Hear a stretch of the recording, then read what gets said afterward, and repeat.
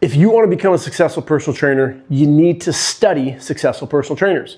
As a teacher of trainers, in my book from 2009 to current date, I've interviewed more trainers at the high-end gyms, independent, international, and managers who work with personal trainers overseeing hundreds than any person out there that I could tell you. I want you to be successful.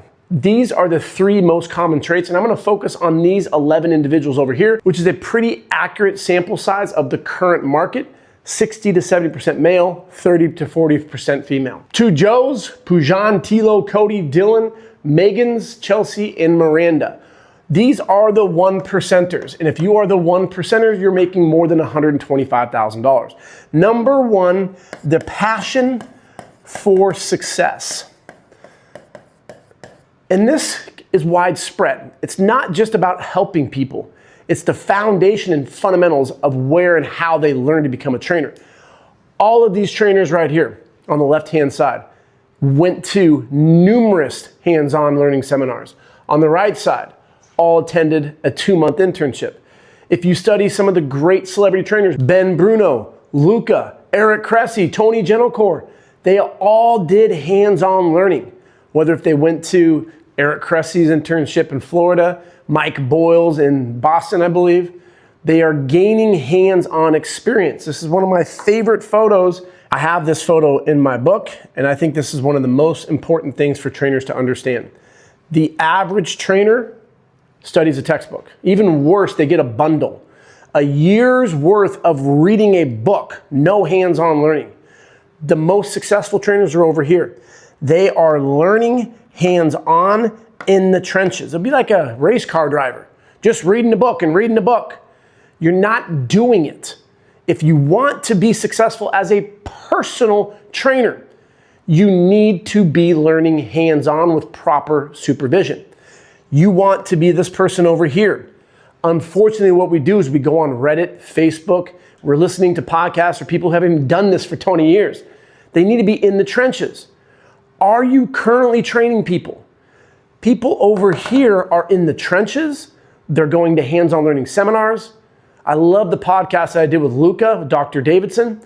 Hundreds of thousands of dollars they're investing into their education. The average trainer studies a book. They waste $1,500 in the beginning. They have that sunk cost fallacy, which is really important because that drives imposter phenomena. You're not doing it, so you have that self-doubt. Can I train anybody? You start talking to family members and friends, I'm becoming a trainer. They go, oh, I need to lose weight. I have knee pain. And you go, well, I didn't read about that. Self-doubt, self-doubt. So then you're gonna postpone another month. I was talking with an individual today because we have a study guide and a course to pass NASM if you came across this too late. They got that in early December 2025. We're in summer of 26 and they're still studying. You've wasted 6 months when you could be learning from trainers, surrounding yourself with better people, and that's exactly what number 2 is. Who you surround yourself with. Do you have DPTs? Do you have RDs? In the last 2 years, we've coached over 500 trainers at Lifetime and Equinox. The single most common denominator for the trainers who are struggling, they don't have a DPT, which is a physical therapist, or an RD, registered dietitian, who they could reach out to and have a conversation with that day. I'm not talking about someone who you follow. We have partnered with the best therapists out there. Dr. Farnsworth, prehab guys, Dr. Waterbury, Dr. Coleman. We have so many who we could reach out to and say, you know what? I have a client who's coming in with a shoulder issue. Could you be on a FaceTime if there's any contraindications so we can get some more info on what's going on there? We have weekly calls with physical therapists and dietitians. When you surround yourself with people who are the most elite, you become elite. I just did one of our mentorship calls with our team physical therapist, Dr. Andrew, and it was just so fascinating to see because we were going over lateral and medial elbow stuff. And I was giving them some curveballs, talking about other issues with the thoracic spine, breathing mechanics, low back, but the topic was elbow. There was no, give me 10 minutes and let me go think about that. You know, let me go look at a book. What are my options for an answer? Is this a multiple choice test? No. Boom, boom, boom. The confidence, because of the foundation. Trainers need to mirror more physical therapists, RDs, versus influencers. The easy way out. You read a book, post online, I'm a trainer, and then what? You don't have the confidence nor the competence to deliver the results for your clients. You have a passion for this. You want to become successful. You want to be making $125,000 a year. I had a great talk with Tilo just the other day. Made his first $24,000 in 1 month. The average trainer makes 40 to 50 in a year. In 2 months, he's going to make that. He's been to numerous seminars. He participates online. He's in the trenches, constantly learning. We don't just do the foundation and then quit. I can't tell you how many trainers have never been to a hands-on learning course. So the next time you're on Reddit or you're talking to a trainer, because hopefully you are interviewing trainers about your career path.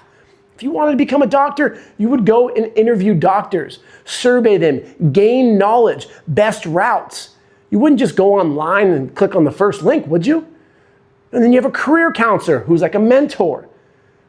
So our industry is the laughingstock of all industries because we're not professional, because we want the quick fix. And if you choose that path, you're going to be like all these trainers who are struggling to make ends meet. If you want to be like the elite, you have to have skin in the game. You have to get out of your comfort zone.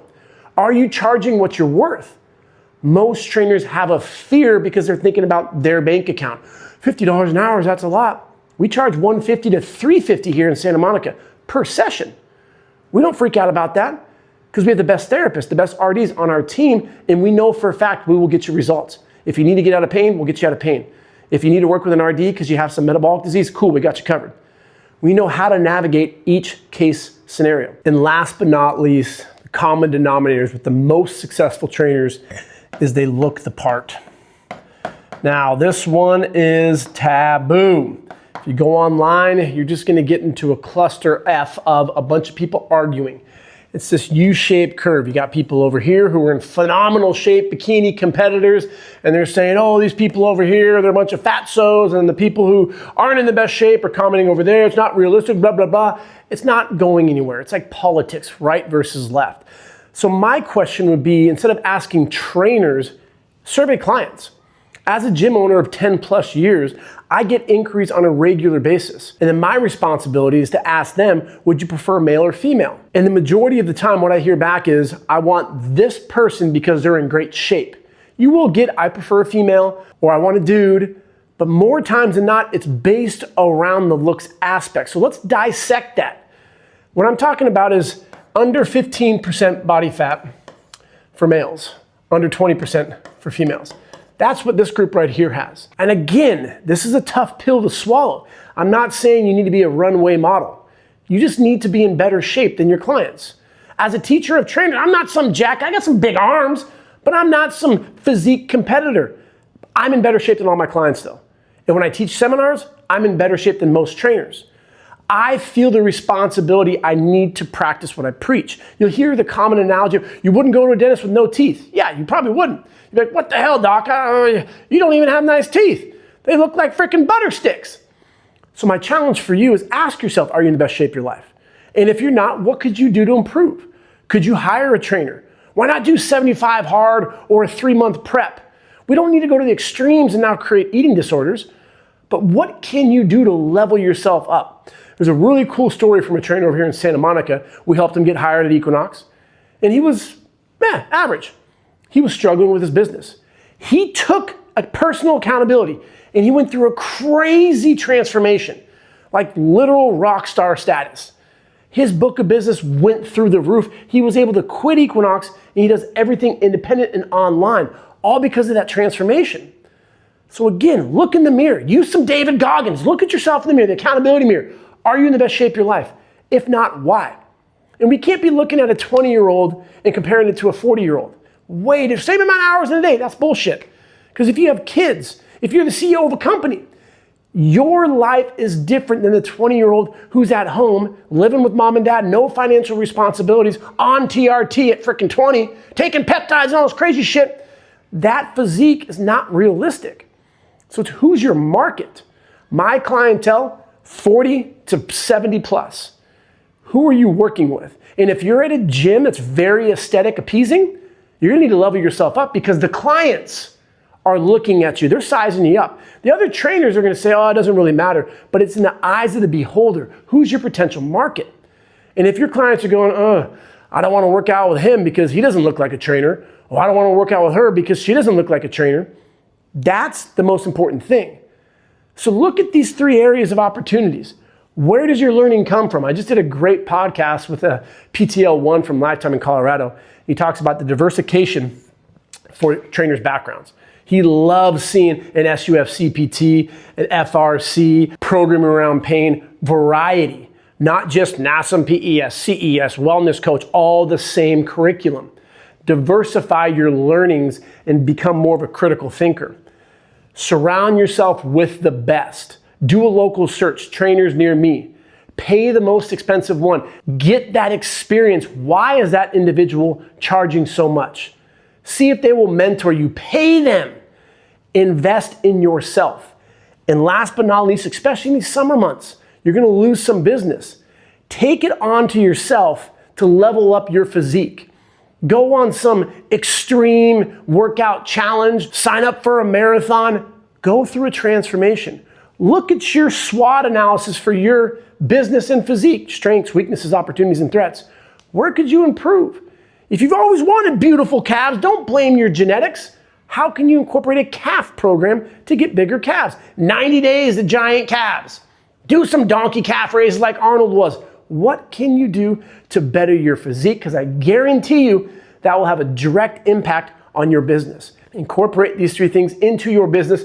Check out the book Volume 2, the podcast. And if you want to become a successful personal trainer, we have certifications online, in person with our partnership with Lifetime. Remember, big biceps are better than small ones. Keep showing up.